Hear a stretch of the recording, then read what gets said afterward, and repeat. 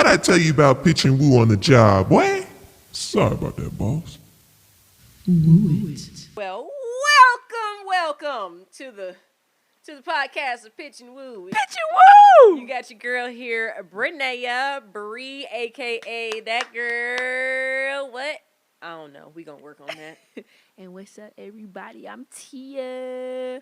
I'm just, I'm here. What's up? Shit. It's podcast time. Everybody, what's that? Look, like, how long has it taken us to get to this point? Like, bro, like almost a year? almost a year. A year and some change. Gee, oh my God. A year and some change. Like, I don't even know what exactly we can really fully attribute that to.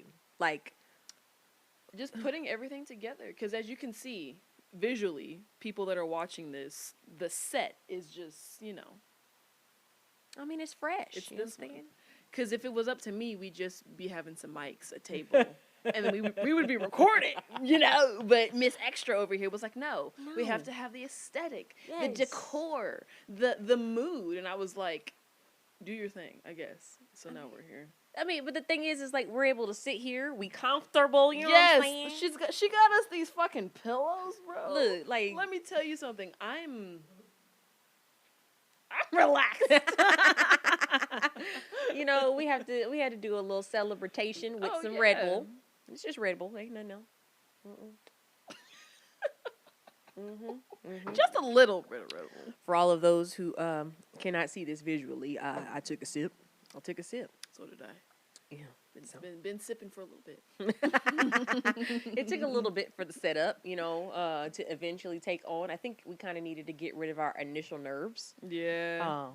If you had read our description of our page, our intent is to pitch the definition of woo, to try to get love, affection, exception. We're pretty much just asking for you to go ahead and join here with us. Hey, I'm excited. While we trying to figure out. So fucking excited. It just gave me a warm, fuzzy feeling in my heart. Can I tell you something real quick? Absolutely. So, for all of my spiritual listeners, I guess, if you are into that whole type of thing, so on my way to your house, I saw the numbers 333. Okay. And if you know what 333 means that's like your angel, in a sense, like trying to communicate to you and tell you that you are loved and what you're doing is right, pretty much. And if you're feeling powerful in that moment, then that's their way of saying, girl, I support you, or boy, I support you, And I saw that on somebody's license plate while I was driving to your house, and I was like, I mean, I feel powerful right now. I feel like I'm doing something right. And I was like, okay, it's Podcast Friday. What's up? Amen. Yeah. Yes. So I was like, the angels are saying, go girl, do your thing. Amen. Yeah. I love that. I love Yeah. that. Okay, so I do want to kind of preface it that, there is some level of some spiritual, kind of connection to a higher being influence with this channel in some way. We're not going to come and, berate you with it, but it is definitely a part of just ultimately the message that we're trying to deliver. Yeah. And that is us finding some way and maybe even kind of sharing, our differing or mutual thoughts on how we're navigating this thing called life. Yeah. I was sitting here trying to think of like what this podcast is going to mean to me, and I'm going to like kind of use it as far as like therapy in a way, because therapy is expensive, guys. And this is free, so I'm going to use this until I'm able to afford a fucking therapist. She never lied. So shit, Larry, this is my therapy session. Let me sit back. Boy, therapy. What's that? Therapy is expensive. Man. But we wait, were we talking about that this episode? I don't know. I'm gonna be fully transparent. I figure we're just gonna go ahead and jump right into it then. Yeah. Forget it, whatever. So what does, well, I guess, do we have anything else that we want to introduce? Not really. I'm just ready to talk. Like I said, I'm excited. I'm ready to get into it. We could do whatever. We could talk about whatever, Straight up. I'm sitting here trying to I want figure to out. let the people know like who we are and just what we're about, pretty much. So. Absolutely. Absolutely. I mean, without any question, you know. Well, I guess that kind of is part of it, is just introducing ourselves. Yeah. How do you define yourself? My bad, y'all. How do I define myself? That is a tough one because I feel like I've changed. Like every, I don't know. I don't want to give it like a specific number, but I feel like I'm constantly, like, I'm not the same person. Like, who I was last week, I'm not that same person this week, if that makes sense. So I don't really know how to introduce myself because I could be a completely different person the next week. So I don't really know. But as far as this week, I'm me. I'm here. I'm going with the flow, and I'm happy. Absolutely. I love that. I'm cool.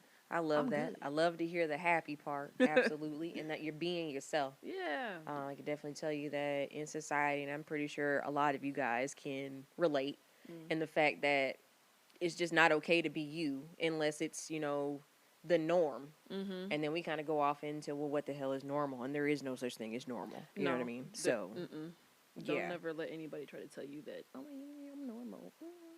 I mean, pretty much. I mean, at some point, then I kind of break it down to, it's not necessarily what's normal to people, it's what makes you comfortable. Mm-hmm. And if anything that you do differs from what makes them comfortable, then you're not normal. Mm-hmm.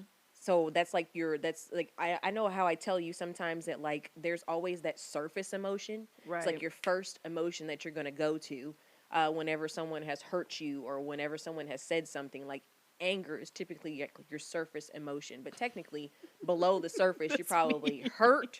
You're crying. Like, you're like, how dare you? Like, you're taken aback. Mm-hmm. And I feel like normal, or whenever people state the word normal on someone who acts different from them or makes them uncomfortable, is like the surface word, like this, just the blanketed word, when it actually is, I'm just uncomfortable with you being different from me and I don't know how to accept that. Pretty much, yeah.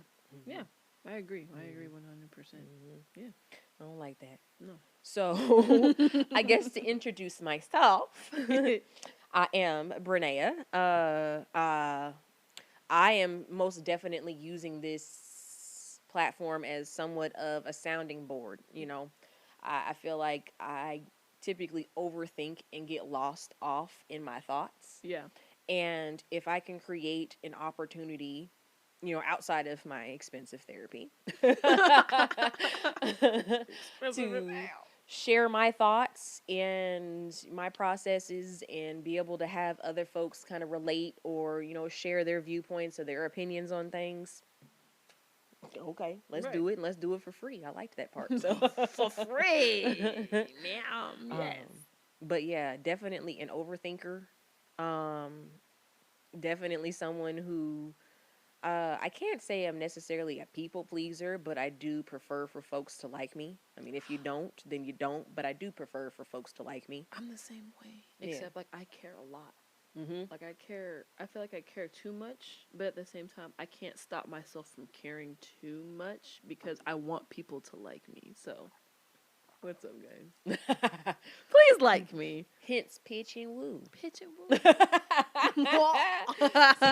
There's some mutualness about that. We out here seeking some affection. So I'm gonna need for y'all to pass it along. You know what I'm saying? Please. Give it some up. Love. I need love and affection.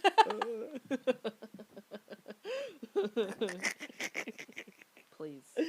Oh, shoot. So, I don't know. Anything come directly to mind for you? I do have a question, but I want to make sure. I want to see if you had any questions. What's your question? Well, the main thing is so then when you think about mental health and mental stability and kind of just making sure that you are good in the mind, what comes to mind? What do you think of when you think of someone who is mentally set, stable, good, and healthy within themselves? What do you think of? What's the first thing that comes to mind? Oh. Someone who's mentally stable. Yep. I mean, happy, happy. I guess financially happy, your job-wise you're happy, relationship-wise you're happy.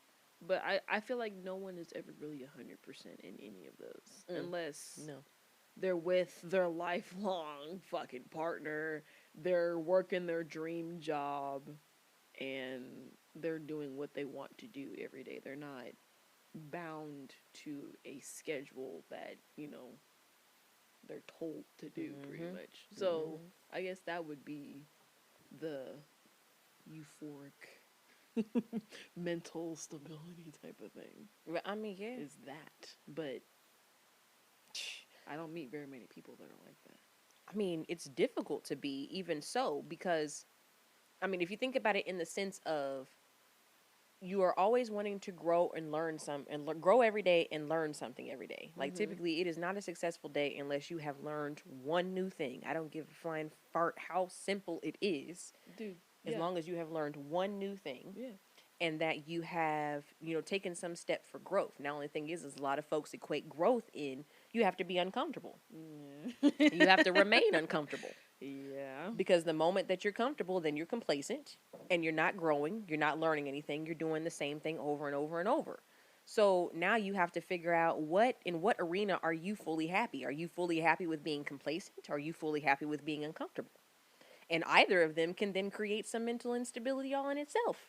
Yeah, because you're used to your surroundings and everything. Right. So you don't really want to change what's going on unless you are comfortable with being uncomfortable. Yeah. Which I am not. Yeah, well, I mean, hence the word. She has pushed me in so many ways to be uncomfortable to where, like, I'm able to handle certain situations in my life now without having to second guess what I'm doing because I've already done them. And I have the experience in a way to do that. So you need someone to push you is what I'm saying. Yes. You just need a little push, a little nudge. Yes. So Absolutely. I mean, the thing is if you have a circle of friends around you who it can go one of two ways. You have a circle of friends around you who ain't doing nothing. Well, I mean, wait. Okay, so sorry. Let me complete my thoughts. The Red Bull's catching up. So you're always going to have that one friend, one or two friends, some friends in your group that is not doing anything. yeah. They're not moving forward. They're not really, impressing you or encouraging you to do much more outside of your box. They're more than likely want to weigh you down and hold you back from doing anything that you're supposed to be doing, right? Yeah. Then you'll have that go-getter friend.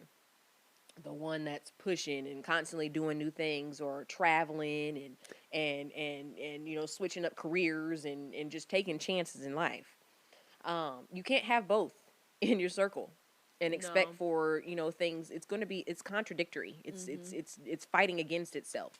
So now you're creating another space where you're not mentally set because now you're trying to think, I want to appease these people and then take time for yourself. And like, there's just no focus in any of that.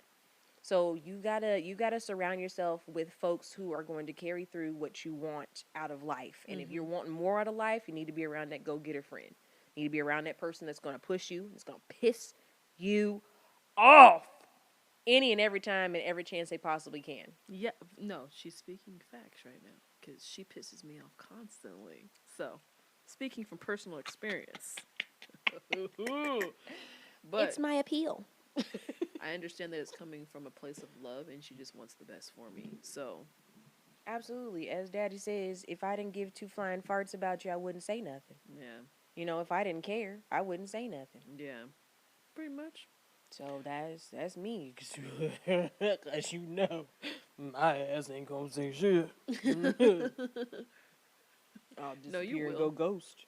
You will. You'll say something. You'll say something in a way that's like. It's like.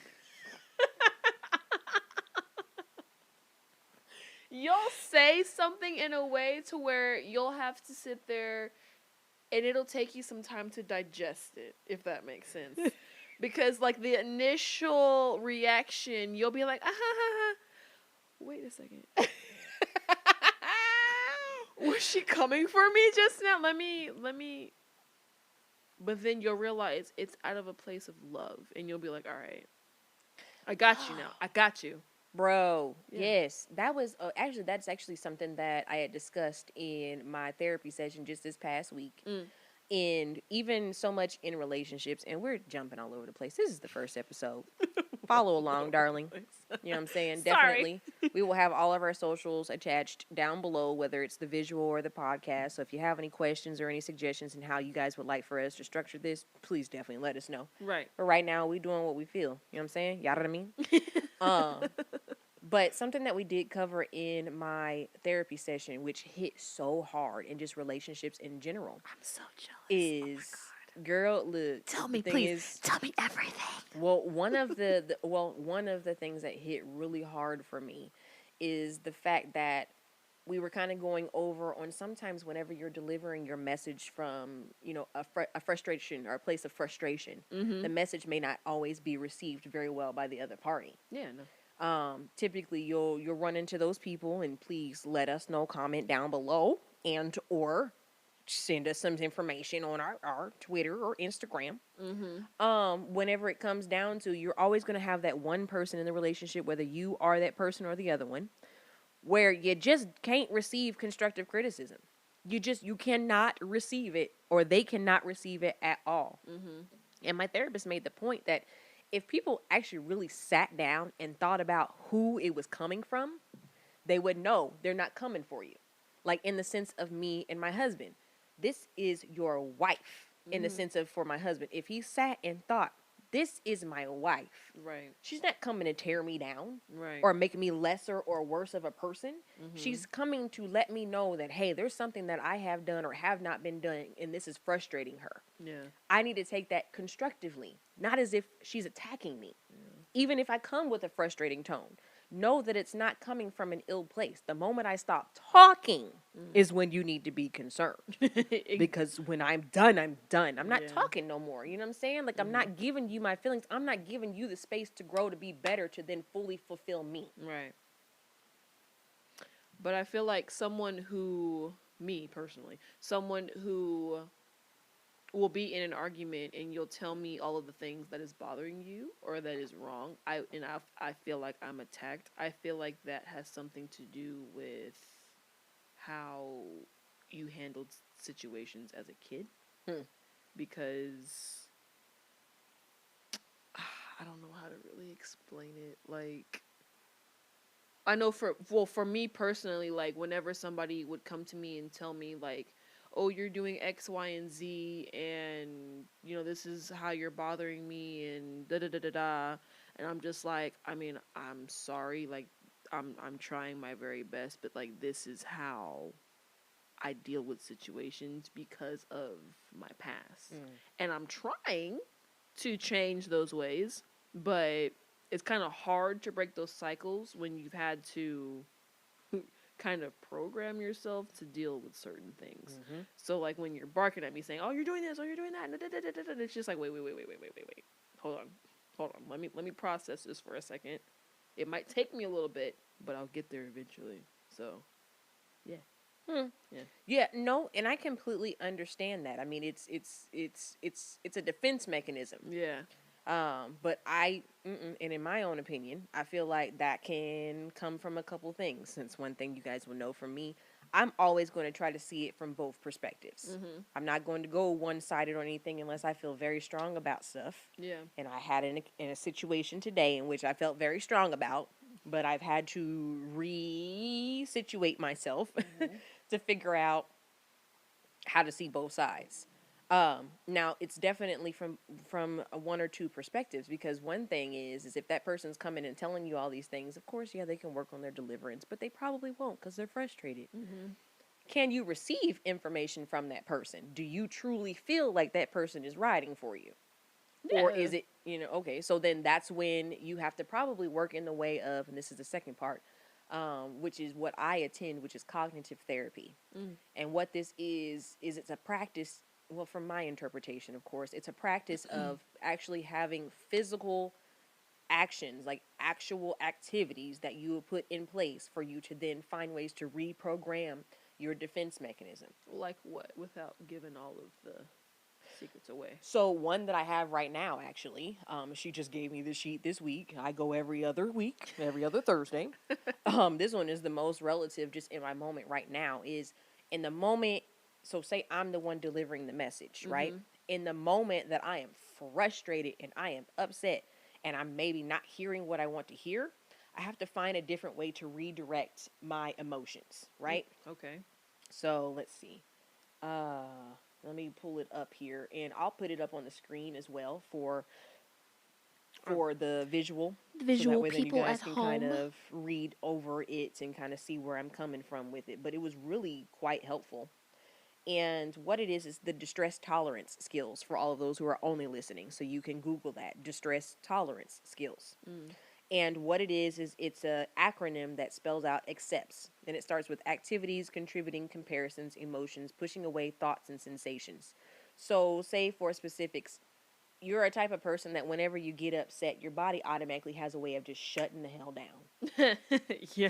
You just shut down. You're not connected anymore. You're not hearing anything else you're doing. Sensation suggests that you should either have like a bracelet or a rubber band around your wrist.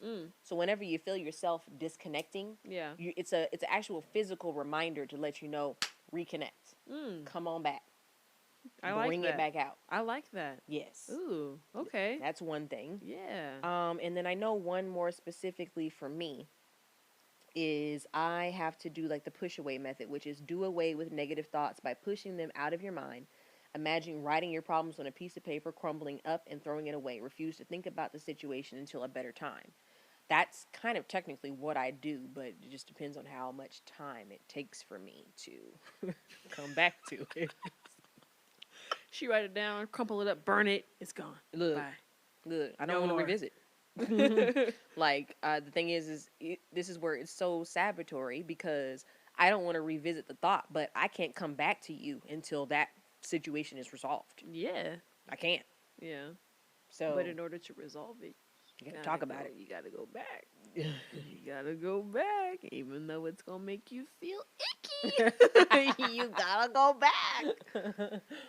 Oh man, that's some stuff right there. Absolutely. So, yeah, that's a lot of what's going on. And to be honest with you, the main reason as to why I am attending therapy is because I have some very sabotory thoughts and ways about me that really will not allow for me to move forward and be great as a person for myself, for relationships, as a parent, just all the whole nine. I'm trying to give myself the space to be able to be a better me, as well as to be a better representation for my kids. Yeah, that's beautiful. I mean, I feel like we've come down to where there's a lot of bad habits that have been passed over to me, at least.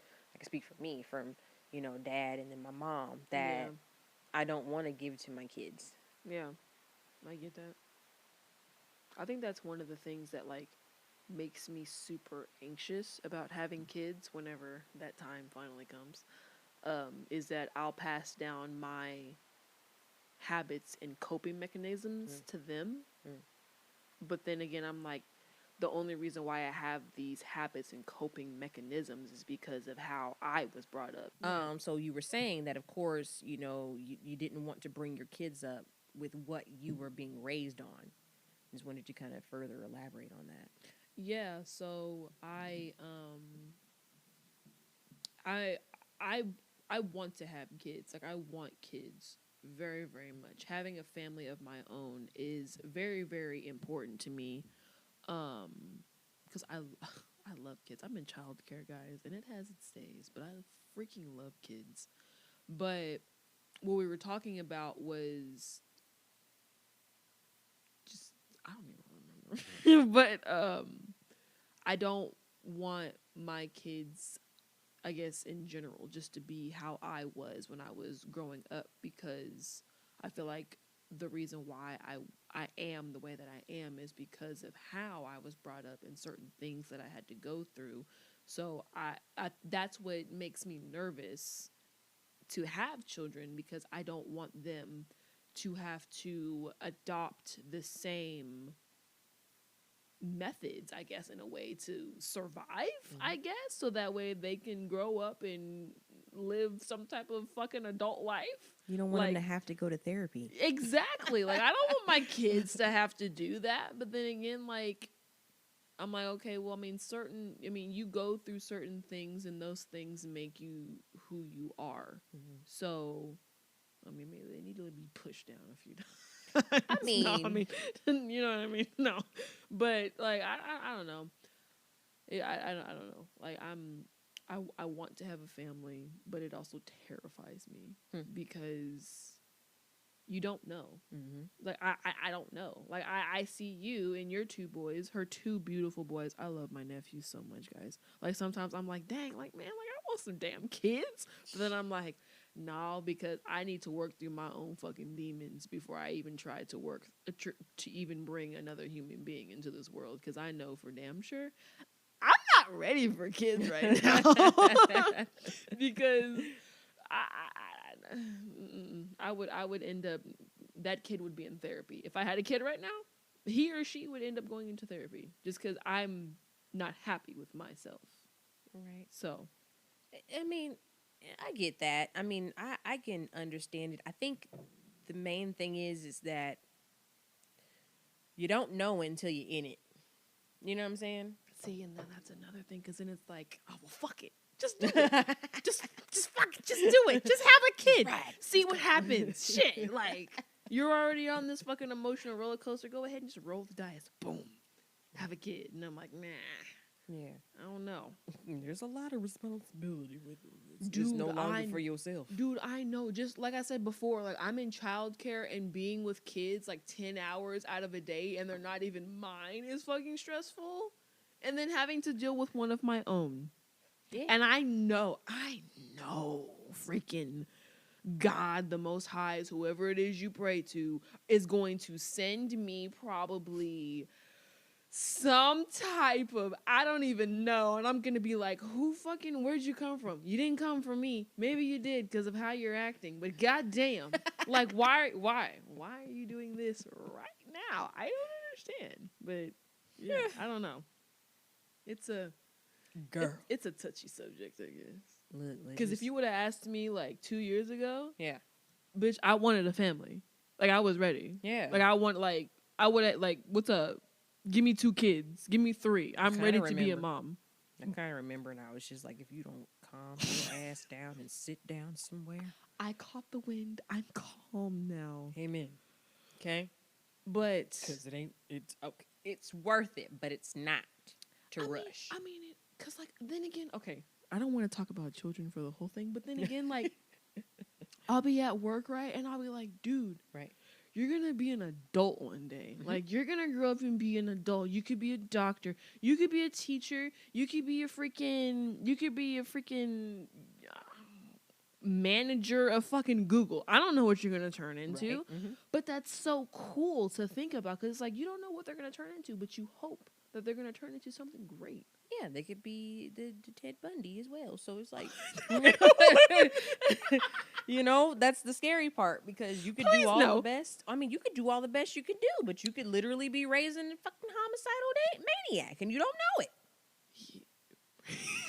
I mean, that is the truth. Like, I came to that realization probably shortly after my eldest, because he'll be 11 this year. My eldest, he was like 5 or 6 or some stuff like that. And I was watching some show on the what is it, the crime show, the crime channel, True Crimes or something. There you go. Yeah, it was something like that. Yeah, and literally it was just going over, you know, the world's most craziest freaking homicidal peoples or whatever. Yeah. And the fact that everyone's story started out from when they were kids. And it was just like, dude, no, but you gotta watch kids sometimes, because you can catch that shit early. Okay, I'm not gonna name names or nothing, but there was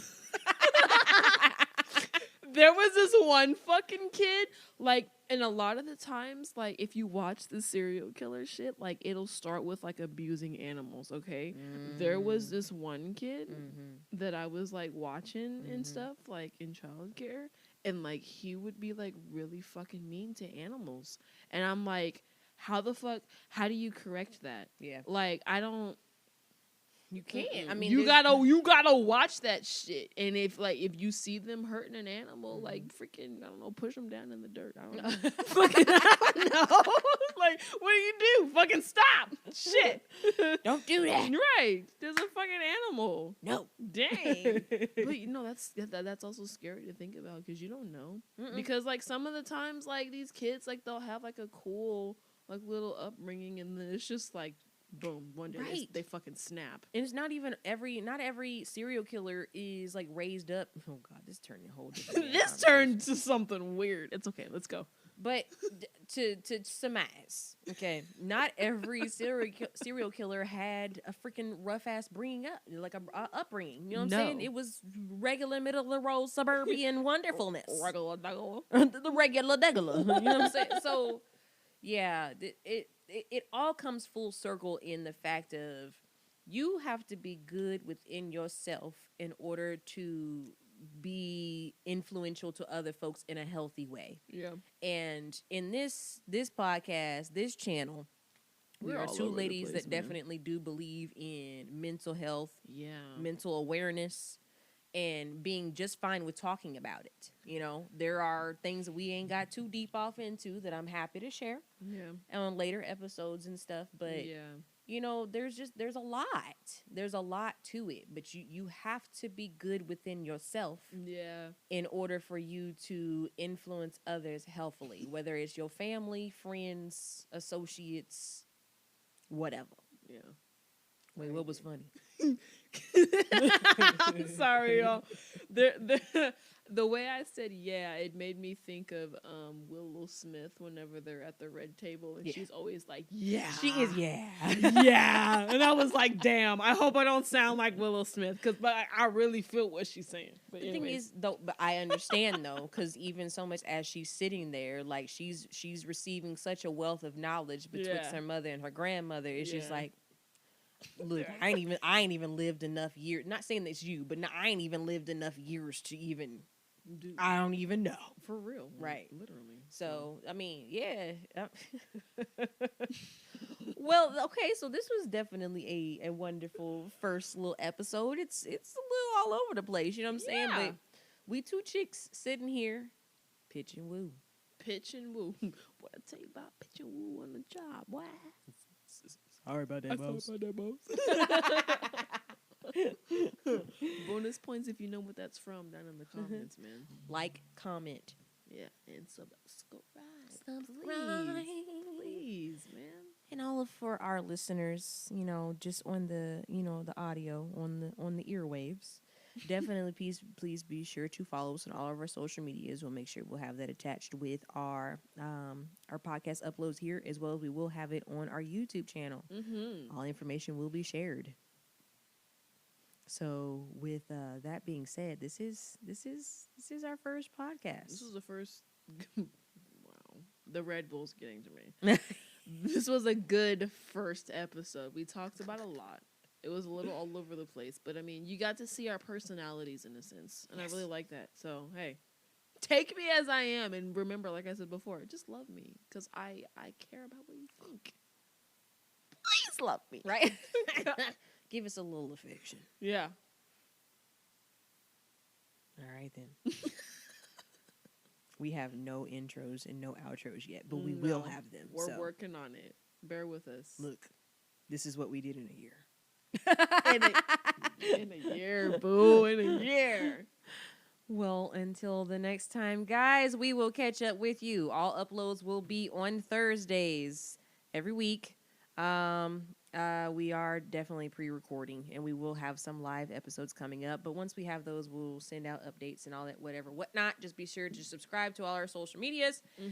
Later. Bye. See you later. I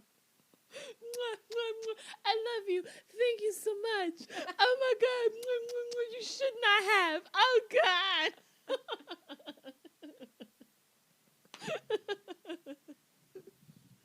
Yeah. BT version. You mother brother. Oh no.